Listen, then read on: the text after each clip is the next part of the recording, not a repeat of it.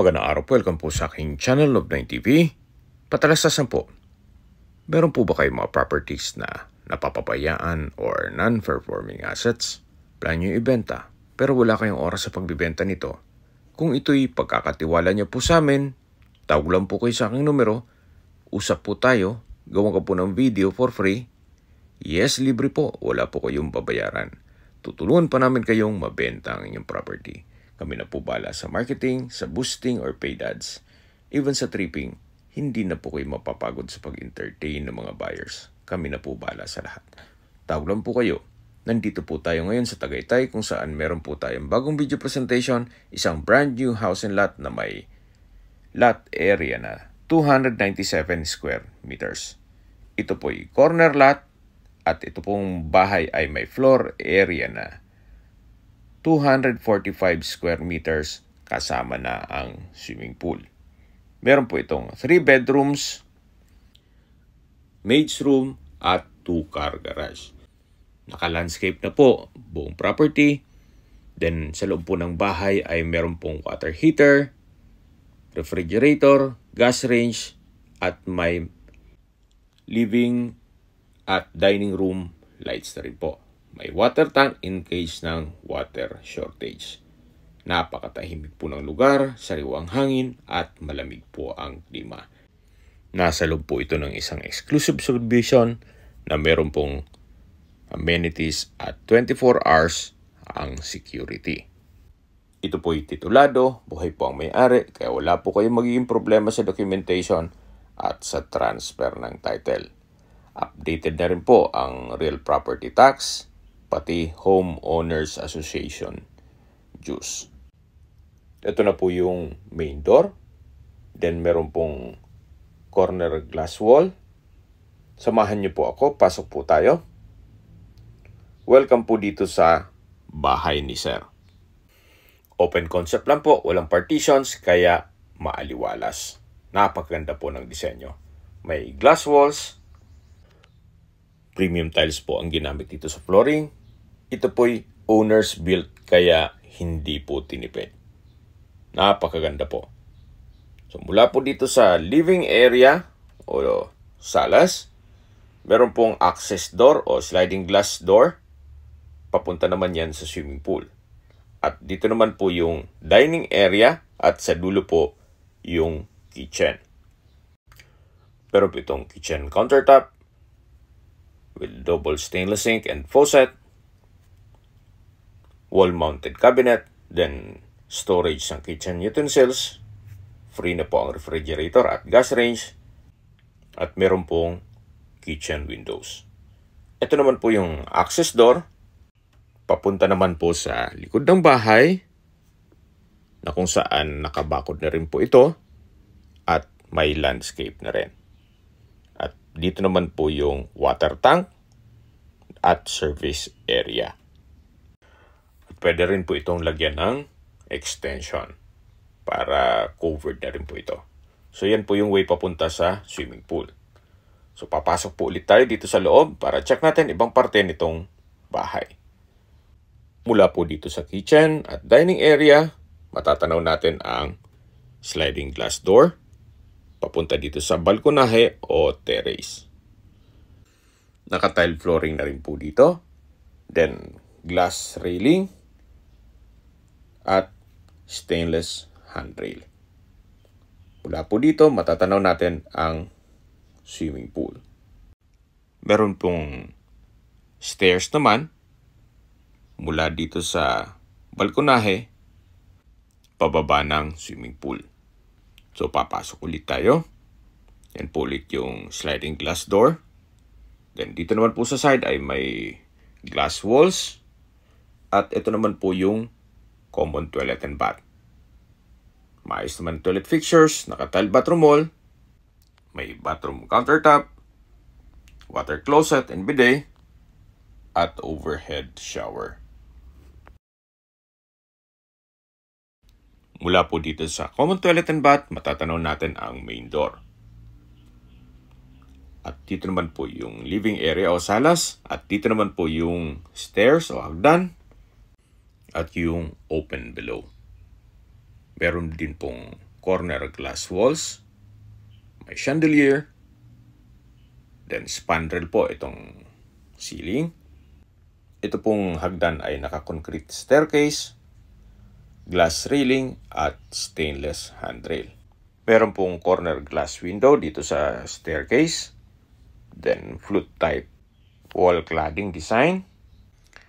Dito rin po meron pong corner glass walls o window na kung saan mula po dito matatanaw naman natin ang mga kapitbahay at itong swimming pool. Napakaganda po ng disenyo. Napakaaliwalas po. Ito na po yung perfect na property para sa inyong retirement. So, samahan niyo po ako. Akyat po tayo. Dito naman po yung hallway na kung saan ito'y naka-tile flooring. At dito naman po yung family area. Dito naman po sa side ay naka-flute type design. Ang wall cladding. Then meron pong pin lamps. At check po muna natin itong first bedroom. Ito pong first bedroom ay meron na pong window type aircon. May sliding glass window. Naka-tile flooring. May isang pintura ng ceiling at wall. At meron pong wardrobe. Sa spasyo po, hindi naman siya ganun kaliit at hindi naman ganun kalaki. Sakto lang po. Meron pong common toilet and bath. Check natin yan mamaya. Ito naman po yung second bedroom. Ganun din po. Sakto lang spasyo. Meron pong window type aircon, sliding glass window, pin lamps, wardrobe, at naka-tile flooring na rin po ito. At dito naman po yung common toilet and bath. May isang toilet fixtures, may bathroom sink, bathroom countertop, water closet with bidet, shower enclosure, naka-tile bathroom wall, at meron pong overhead shower at bathroom window. Mula po dito sa common toilet and bath, ito naman po yung family area. Naka-ceiling cove design, may center lamp, naka-tile flooring, at dito naman po yung master's bedroom. Ito pong master's bedroom ay napakalaki ng espasyo. Meron pong glass walls and windows. May window type aircon, inverter po yan. Naka-ceiling cove design, may pin lamps, may center lamp, at pulido po ang pagkapintura ng ceiling at wall. Ito po yung sliding glass door na papunta naman dito sa balkonahe o terrace. Napakalaki po ng espasyo nito. Ito yung naka-tile flooring, glass railing, at stainless handrail. Mula naman po dito, matatanaw natin yung harapan ng bahay. Pati na rin yung swimming pool. Yan po yung fasad. Napaganda po ng disenyo, corner glass walls and windows, at meron din pong brickstone design. Spandrel na rin po itong ceiling. Then dito po sa side ay meron pong outdoor lamp. At babalik po ulit tayo dito sa loob.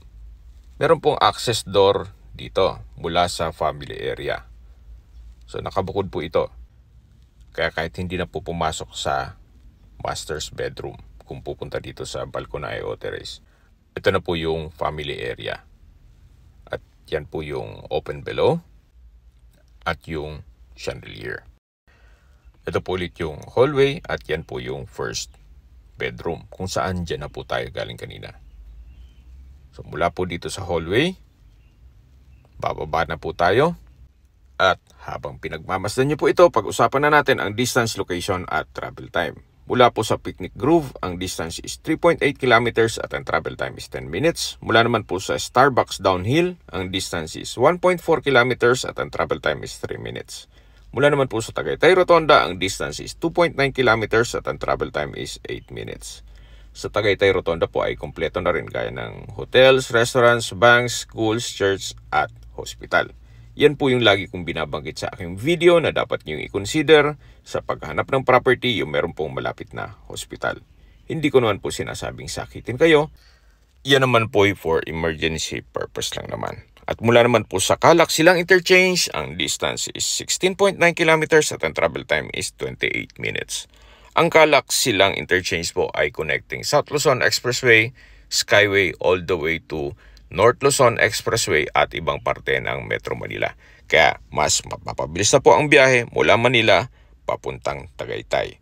Mula naman po sa Manila o sa airport, ang distance is 56.4 kilometers at ang travel time is 1 hour and 2 minutes. Ito na po yung main door at yan po yung main gate. Ito po yung poolside na naka-landscape na rin po yan. Sa mga nag-skip po ng video, summarize ko lang po, itong property ay nasa Tagaytay. Ito po ay brand new. May lot area po ito na 297 square meters at corner lot. Ito pong bahay ay may floor area na 245 square meters at ito po ay titulado, buhay po ang may-ari, kaya wala po kayong magiging problema sa documentation o sa transfer ng title. Meron po itong 3 bedrooms, 3 toilet and bath at maid's quarter na meron pong sariling toilet and bath. So ito po yung side ng main door. At matatanong natin yung covered carport. Nakakasya ang dalawang sasakyan. Yan po yung steel gate.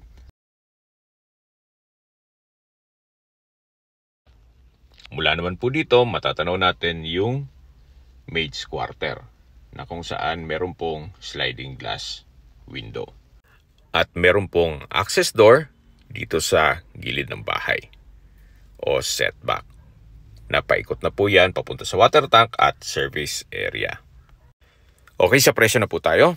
Binebenta po ito ni owner sa halagang 22 million pesos net. Kung may mga katanungan po kayo or gusto nyo magpaset ng tripping dito sa property ito, tawag lang po kayo sa aking numero. At sa mga kababayan naman natin nasa ibang bansa, meron po akong Telegram. Sa mga iPhone user man, may iMessage. Meron din pong Imo, Skype, Viber at WhatsApp. Same number lang po, 0917-316-3399. Sa mga nagtatanong naman po ng aming Facebook, meron po aming Facebook page na Nov9TV at Facebook Reels Video. Meron din po kaming TikTok at Instagram.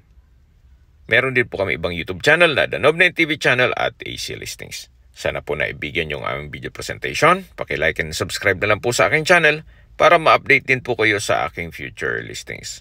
Kung sakali po hanap nyo yung mas malaking sukat ng lupa, meron din po kami ibang listings na pwede nyong pagpilian. Huwag po kayong mag-atubiling tumawag sa amin, then let us know your budget para malaman namin kung anong property pwede naming alok sa inyo. Sa lahat pong viewers, subscriber at nagtiwala po sa amin, salamat po sa suporta, ingat po kayo lagi at yung pamilya, maraming salamat po.